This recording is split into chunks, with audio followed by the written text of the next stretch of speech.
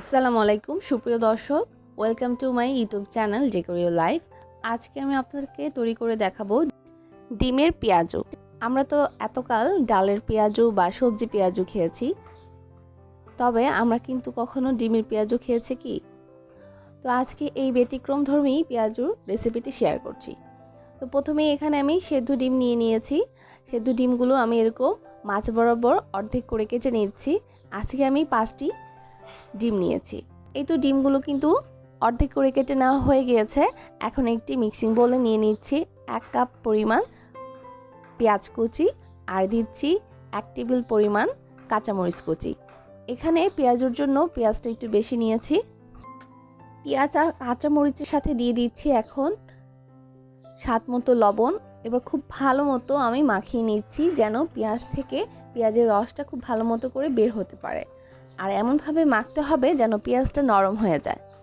এখন দিয়ে দিচ্ছি 1/2 চা চামচের মতো আদা রসুন বাটা, আর দিচ্ছি 1 চা চামচের মতো লাল মরিচের গুঁড়া, আর 1/2 চা চামচের মতো জিরার গুঁড়া।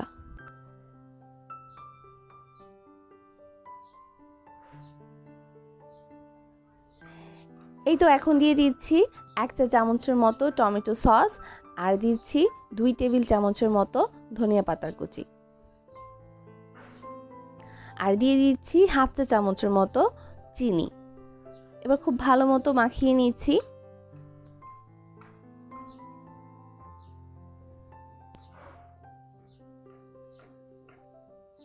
ব্যাস মাখিয়ে নেওয়া হয়ে গিয়েছে। এই তো এখন দিয়ে দিচ্ছি 1/3 কাপের মতো বেসন। আবারও খুব ভালো মতো আমি মাখিয়ে নিচ্ছি। এই বেসনটা দিচ্ছি, এতে করে বাইন্ডিংটা খুব ভালো আসবে।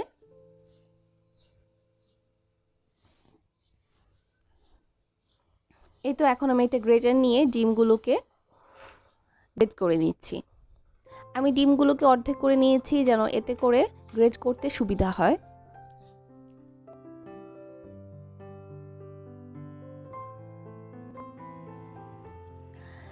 এই তো সবগুলো ডিম কিন্তু আমি গ্রেট করে নিয়েছি। এবার আবার উল্টে পাল্টে মাখিয়ে নিচ্ছি। আমি গোল গোল করে তেলে ভেজে নিচ্ছি। অ্যাজ ইউজুয়াল পেঁয়াজু যেরকম হয় ঠিক সেরকম শেপ করে নিচ্ছি। এই তো ভাজার সময় চুলার ফ্লেমটা কিন্তু মিডিয়ামেই রেখেছি, না হলে কিন্তু পুড়ে যেতে পারে। এবার উল্টে পাল্টে ভেজে নিচ্ছি সুন্দর একটা কালার আসা পর্যন্ত। ব্যাস তৈরি হয়ে গেল খুব সহজে ডিমের পেঁয়াজু। আশা করছি আজকের রেসিপিটি আপনাদের কাছে ভালো লেগেছে।